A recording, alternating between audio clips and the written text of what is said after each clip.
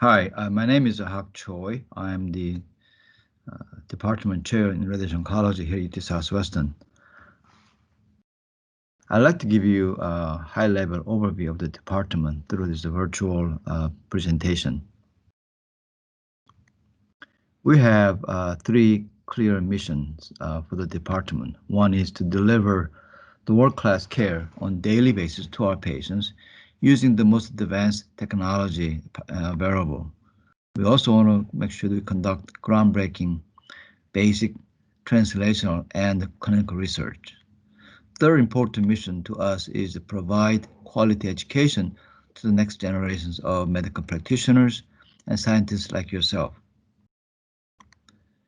The department has 71 faculty members in 3 divisions. The first division is by Steve Zhang, who's a world-renowned medical physicist, medical physics and engineering division with 28 faculty members. Second division is our clinical division, where Dr. Robert Timmerman, who is also well known nationally and internationally for his work in stereotactic radiation, has 21 physicians. And third important division is also the led by Dr. Mark Story, known for his work in the DNA repair and etc. He has 18 faculty members in his molecular radiation biology division, make up total 71 faculty members in the department 3 divisions. Our faculty members are organized based on disease-oriented team. Each disease-oriented team consists of chief of service, mostly all physicians, and as well as the physicist, and some team has even biologist, as well as each team has its own nurse practitioner to support the clinical enterprise, support research, and educational activities for the department. For example, Dr. Rahimi runs the breast DOT as a chief of service. She has additional 3 physicians, as well as 1 physicist, Dr. Shujin Gu, and Dr. Tony Davis, a radiation biologist, focusing on breast cancer research, and Shorhen Harin Barami as a nurse practitioner to support their practice. A little bit similar structure for all other teams as you've seen in this presentation. Dr. Zabi Wadak runs the CNS program. Dr. Michael Fokert runs the Chief of Service of the GI program. Dr. Rakib Hanan is the Chief of Service for GU service. And Dr. Kevin Albakuki is the Chief of Service of Gynecological Oncology team. And Dr. David Shore runs the head and neck service as the Chief of Service. And Dr. Iyengar is the Chief of Service for the lung cancer team. And Dr. Kevin Kiran Kumar is the lymphoma and pediatric team chief of service. In addition to the faculties organized on the disease-oriented team, we have 1 dedicated full-time physician assistant, Ms. Daniela Hall, who manages all the inpatient consult service.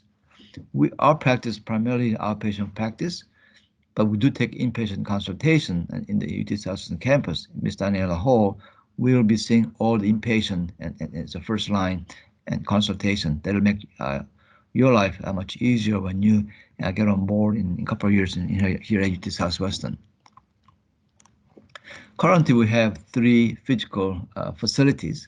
The first one is on the top left corner is a Mount Creek Radiation Oncology building, which was opened 2003, and this was its main campus for many years. And we also have the 2 Gamma Knife and 1 in the hospital, the HDL unit at the Clemens University Hospital. In addition to that, a couple years ago, we opened a very large independent radiation oncology building called East Campus Radiation Oncology Building, which is over 70,000 square foot of a very large state-of-the-art facility. And that's now our main building for our practice. Within 3 facilities, we have 3 Linacs. In addition to, we have 2 variant HDL units, 1 Gamma Knife, 1 Gamma Pod, and the latest version of Cyber Knife, And we also have superficial unit along with a 2 Philips 4D scanner and in these 3 facilities. Our practice is primarily outpatient, but the patients come from 3 major hospitals within the UT Southwestern complex. The first one is Clemens University Hospital, and the second is the Parkland Hospital, which is the county hospital and sits within the campus, provides the patient care for indigent hospital patients in Dallas County. And all the radiation therapy needs for the patients in the Parkland Hospital will come to our practice to receive radiation therapy. Another important component to our 3 major hospital is the Children's Hospital, which is nearly 600-bed hospital and has a very large number of pediatric cancer patients. Again, their need for radiotherapy will come to our facility for managing their cares. The department has overall over 400 faculty and staff, which consists of 71 faculty members, 38 nursing staff, and a large group of medical radiation technologists and 5 engineers. All 414 folks as of today work as a team to provide best care as you can to our patients and conduct research as well as providing educational opportunity to you and others. This is our patient volume over the nearly 18 years. And going back from 2003, we had a 750 patients nearly, to now we are treating 3,600 patients and perhaps growing. This growth of new patient volume is truly remarkable. It's been very steady year after year, and we expect to continue to grow for the next several years as well. One of the interesting, remarkable story for the department is not so much a growing number of patients, but also growing utilization of stereotactic radiation and hyperflexion radiotherapy. The average number of treatments per patient with the liver back in 2003 was 30. This is the primarily IMRT, was 3D therapy. That numbers now decreased down to 14 last year, using SBRT and hyperfractionation, more than half of our patient population. This is a better treatment strategy, and it is also convenient for the patients and with a better outcome, and perhaps very cost efficient. I anticipate this number will continue to go down next several years. Our second mission is, again, the research, whether it's basic, translational, or clinical research. I want to show you one slide here to represent the strength of our research program. This is total external funding we received from last 5 years. There are total $94 million worth of funding by our faculties in clinical, physician scientists, medical physics and engineering faculty, as well as radiation biology faculty. Substantial portion of our funding is from federal, which include 24 R01s in the department and 5 R21, and there's numerous P and K grants as well. This is a truly remarkable research activity, and we probably rank one of the higher, pretty high in the nation in terms of research funding and activity as a radiation oncology department. One of the important research components that I'm proud and we are is the clinical research program within the department. This program is run by Dr. Puneet Iyengar, who is the Director of Clinical Research. And our goal is to conduct a trial that are programmatic and also paradigm shifting. We don't want to necessarily design a trial that will be incremental improvement, but rather impact at greater scale and changing practice to our patient population. In order to support clinical research in the department, there are 20 staff in our CRO, and the annual budget is nearly $2 million to support clinical research activity. This helps quite a bit for our junior faculties, as well as the people like you who are coming as a trainee can write the protocol, and there will be infrastructure to support your study. Currently, we are managing 98 clinical trials by our departmental clinical research group, and out of that, 38 trials are PI-initiated trial, meaning that trials designed by faculty and participant residents, and this is not by a corporate group or industry city. This is a unique trials. We also conduct multi-center trials, and one best example of that is StableMate trial, which is a phase 3 randomized study, randomizing patients between the SBRT and the surgery for early stage lung cancer patient. This trial opened to 37 centers around in the US and around the world. There are sites from Australia and sites from the Europe are also participating in this study.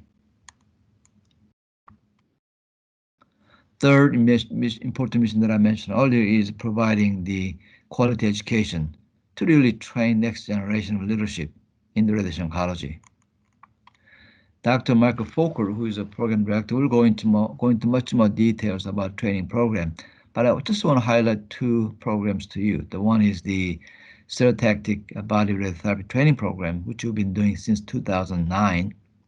This is a quarterly in-person, hands-on, small training sessions, and very popular for the last 10 years. We train over 600, maybe nearly 700 physicians and physicists last 10 years. Of course, the last couple of years, last couple of meetings have been through the virtual due to COVID-19. Another program that we started a couple of years ago is I think is important is Gamma Knife or ICON specific physicians and physicists training program. This is also run by our physicians and in combination with neurosurgeon that trained physicians around the world how to best utilize the ICON, the latest gamma knife system for their practice. This is run quarterly, and we're also doing now as a virtual meeting. As a resident during your 4-year period, you will be exposed to this training program, and you will also receive certification as you going through the training program during your residence program. As I mentioned, we have 3 facilities at the moment, but soon we'll be expanding another very large facility right next to our current East Campus building. That's on the right side of the picture. And that new building will be connected through the bridge, as you can see, bottom right corner. And this is another very large facility with over 70,000 square feet of space. In our new expansion building, which on the far right, there will be 2 variant ethos system, as well as 2 variant Halcyon. And importantly, we're adding 2 Electa MR Linac system. We'll be the only one in the country having 2 MR Linac in a few months. We'll be installing MRI for Philips for simulation, and we are in discussion with a reflection to install PET Linac to be able to do PET guided radiotherapy along with the PET CT scan. So in a new building, as I mentioned, there'll be a MR Linac system and then ethos, as well as potentially PET Linac along with the MRI. The goal of this new technology in the new building is all about adaptive radiation therapy. We want to visualize our soft tissue in the tumor and be able to adapt our field based on the shape and also based on the position. This is the future radiation oncology, that is adaptive radiation therapy. Hopefully you will get to come in a few years, be able to see and experience and learn on how to manage patients with the latest technology. In addition to our new building, there are 2 major constructions underway in the campus. The first one is a brand new cancer center building, which will be 9-story high, nearly 300,000 square feet. And the other one is the Peter O'Donnell Brain Institute building, which is also 9-story high with a nearly 300,000 square feet. Both buildings will be completed in 2022, which is not that far away. And the total budget for 2 building construction is nearly $500 million. This is going to be an important part of your training during your 4 years residency. to learn and see expanded cancer program and expanded brain center program. We will continue to focus on clinical research and education by hope of improving patients' outcome by survival, quality of life, and perhaps deliver cost-efficient, safe radiotherapy. We'll continue to focus on basic translational and clinical research, and we hope to continue to train our next generation leadership in radiation oncology for the best care and research and education. In order to do that, we want to continue to expand our clinical research facility. We will continue to invest our resources in new technology, as well as focusing on recruiting and retaining the best and brightest clinicians, scientists, and training like yourself. I thank you all for your attention and best wishes to you.